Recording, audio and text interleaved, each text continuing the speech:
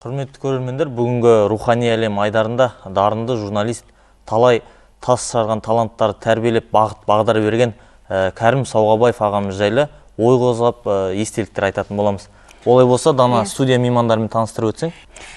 Олай болса, студиямыздың қонақтарымен таныс болыңыздар. Ақынның жұбайы Майра Ахашева апамыз бен Кәрім ағамыздың шәкірті Жұлдыз Тойбек апайымыз келіп отыр. Студиямызға қош келіпсіздер.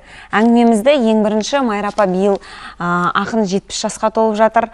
Облыс деңгейінде қандай іс-шаралар өткізіліп жатыр, осыдан бастасақ? Облыс бойынша өткізіліп жатыр. Облыстың акиматының нұсқаулары болар. Егіндібұлақ ауданында өзінің туған жерінде Кәрімге арнап үлкен кеш ұйымдастырды. Бұл Қарқаралы ауданының акиматының Егіндібұлақ ауданының тұрғындарының, сондағы азаматтардың істеп жатқан шаралары. Ол жаққа барып, отбасы асын беріп, сонымен қайттық. Одан кейін енді қаладағы Абай атындағы балалар кітапханасы, облыстық кітапхана дейді ғой. Міне сонда Кәрімге арнап кеш ұйымдастырып жатыр. Онда енді балаларға арналған өлеңдерін, мына балабақша Тілектің, сосын 92-ші мектептің оқушылары қатысады деп маған солай етті. Енді бұл Кәрімге балалар өте жақын. Сондықтан өлеңдерін балалар айтқанына мен үшін өте қуаныш. Ұрпақтар Кәрімнің өлеңін жаттап өсіп келеді. Әсіресе 4-ші кластың ана тілісінде нан туралы балладасы бүкіл жаңағы оқулықтағы балаларға үлкен бір тәрбиелік мәні бар. Оны жаттап өскен бала нанның қадырын біледі, қасиетін біледі. Бір қоқым жатса ұлылықпен еңкейіп алатындай тәрбиелік мәні бар, өлеңі бар. Кәрім ағамыздың шәкірті, Шенгеннен шыққан, бүгінде беделді журналист Жұлдыз апамыз да отыр. Жалпы Жұлдыз апам, Кәрім ағаның қандай қасиеттерін ерекше айтар едіңіз? Өзіңізде сол Кәрім ағамыз енді поэзияда да, журналистикада өзіндік орны бар адам ғой. Сол қандай қасиеттерін ерекше атап айтар едіңіз? Мен Кәрім ағамды 5-ші сыныпта көрдім ең алғаш рет. Оның өзінің бір сыры бар. Ол кездері әкеміз ауыл село тілшілер деген болады. Сонда тілші болып мақалалар жазып тұрады. Онда біздің Кәрім ағамыз осы Егіндібұлақ аудандық Ленин газетінің редакторы болды. Соны бір күні үйге журналистер келеді деді, осындай мақты азаматтар келеді деп, анамызға ескертті де, үйге Кәрім ағамызбен Қанат Мақышев деген бір ақын азамат болды. Ол кісі ерте қайтыс болып кетті. Содан бала болсақ та енді құлағымыз түріп жүреді. Шеліп біткеннен кейін өлеңдер оқыла бастады үйде. Содан кейін бірінші Кәрім ағам бастады өлең оқуды, одан кейін Қанат ағамыз жалғастырып әкетті. Содан кейін әкем ойлап қалды ғой деймін, бәрі өлең оқып жатқан мен қарап тұрмайын деп. Менде бір қызым бар еді, өлең оқиды осында деп, мен алып келді. Сонда мен өлең оқыдым. Сонда мен өлең оқыдым.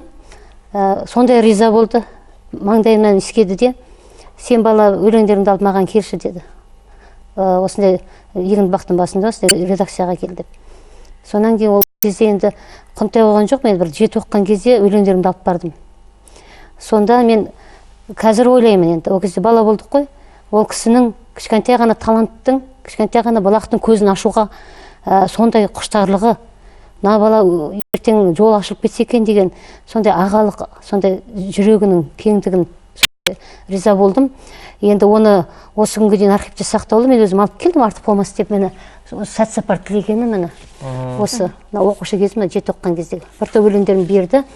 Сол кісінің осындай үлкен, осындай газетке шығарғаннан кейін де бір білдім салмақ арқама түскенін, жайдан жай бата бермейді ғой. Ынталандырып қойды ғой сізді енді алға қарай. Ол мені үміттенді, осындай енді алға қарай жетеледі.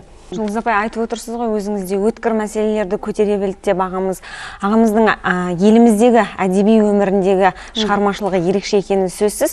Дегенмен бүгінде ағамыздың шығармашылық еңбектерін зерттеп жүрген адамдар бар ма? Кімдер зерттеп жүр? Мен осы жағынан келгенде, бұл жақ шын айтайын ақсап жатыр бізде.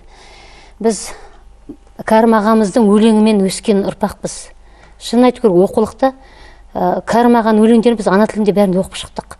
Бұл кезде Қарағанды облысында Кәрім ағамызбен теңесетін ешкім де жоқтығын. Ойлап қараңызшы, балалар жазушысы, балалар ақыны болу деген ең қиынның қиыны, баланың тілімен сөйлеп, баланың жүрегіндегін тауып. Сол біз жаңа айтып отыр, нан поэмасы, мен ол әлі есімде, ол нан поэмасы. Қаншама балаларға базарлық деген өлеңдер шықты. Сонда мен қуанатынмын. Біз көбінесе қарайтынбыз, анау газеттер шығып жатқанда Қарағанды облысы егін бағланы. Бірақ Қарағанды балалары туралы өлең жазып жатқан, ол кезде ақындар жоқ болды. Және ол кісі СССР-дің кезінде СССР жазушылар одағының мүшесі болды. Қазірде бар деп айта алмаймыз ғой. Қазірде мен айта алмаймын бұл жағынан келгенде. Соған қарағанда біз осындай ағамызды кезінде аты дүркіреп тұрған ағамызды біз әлі күнге дейін алақанымызға салып ұстай алмай отырмыз. Мен ол кісінің өмірі маған кейде сондай өкінішті болып елестейді. Неге дейсіз бе? Өзі көзі тірісінде бір шығармашылық кеш жасай алған жоқ үлкен сахнада. Ол деген ақын үшін үлкен бір арман деп ойлаймын. Арманда кетті деп ойлаймын. Енді одан қайтыс болғанмен 9 жыл болды. Біз не жасап жатырмыз? Мен ойлаймын, артында оның інілері жоқ деп айта алмаймын, інілері бар. Біз жарайды, енді менен ол кісі бір 20 жыл үлкен кісі шығар. Дегенмен де қаншама інілеріміз бар. Осы кісі қайтыс болғанда біздің ағамыз қандай біз жақсы сөздер айттық, көшелер береміз дедік. Ақынның атында ескерткіш орнатамыз дедік, ана тұрған үйіне. Сосын кітаптарын шығарайық деп, елеусіз қалмайды деген әңгімелер болды. Ол еще жаңағы баспасөз беттерінде жарияланды. Бірақ одан кейін де бізге уақыт берді ғой, 9 жыл өтті. Мен баған апамыз бұны кітап, жерде бір кітабымыз бар еді ғой, жаңағы өзіңіз шығарған, ең соңғы аялдама деген. Мына кітабын көргенде мен ұялдым. Біздің ағамыз мұндай кітап шығаруға тұратын адам емес. Ол кісінің жазған дүниесі, журналистикадан жазған дүниесі бір том болса, өлеңдерінің өзі жеке балаларға арналған, үлкендерге арналған. Сосын өзінің жаңа Балқан тауына арналған өлеңдерінің өзі қаншама ән шығарды Илья Жақановтар кезінде.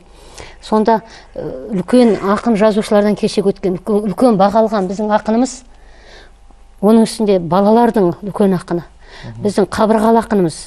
Біз көтеруіміз керек. Біз оны өзіміздің туған топырағы, Қарағандымыз өзіміз көтермегенде, біз басқа жақтан күтпей-ақ қояйық.